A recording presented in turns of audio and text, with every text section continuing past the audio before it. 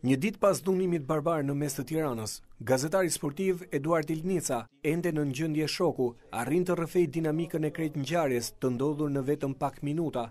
Nuk di të thot me saktësi, a ishin 5, 6 apo më shumë agresor që i kishin zënë prit pranë lokalit ku ai kishte qenë me miqtë e tij në zonën e Zogut të Zi.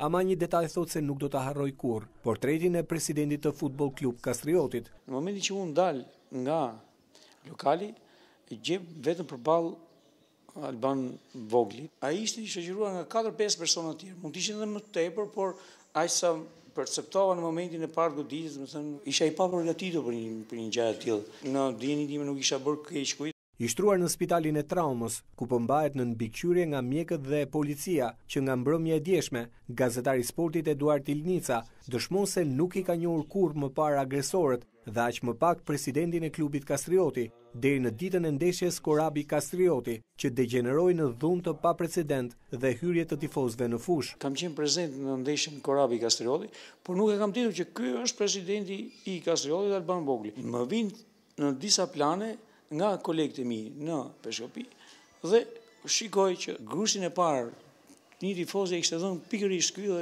në mënyrë bastarde.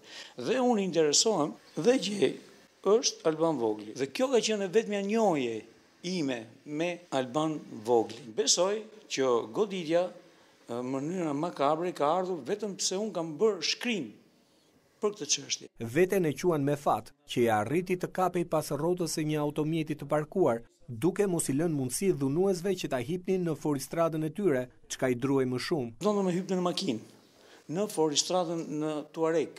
Fatmirësisht jam kapur pas një parakolpit makine, le të themi që goma më saktë, dhe jam mbajtur fort në mënyrë që unë mos hyj në makinën e tyre, sepse mendoja më të keqen se këto do të çemi në vend ndoshta tjetër. 2 minuta, nga 5 veta, imagjino sa grushta dhe nga shqelma kam ngrënë. Këtë isha planësh kishin ato. Në ndihmë të gazetarit që dhunohej nuk ka dalë askush, edhe pse e gjithë skena e ndodhur rreth orës 10 të mbrëmjes së dieshme në zonën e Zogut të Zi, është parë nga personat në lokalin aty pranë. Pak duke bërtitur mendoja që mund të ngjollën ai polici, ndonjë persona të grumbulloheshin dhe këta të mund të kishin frikë, sa të pak frikë. Dhe vjen një moment të ndalojnë, hyper makinës, celulari që më kishte në tokë e morën.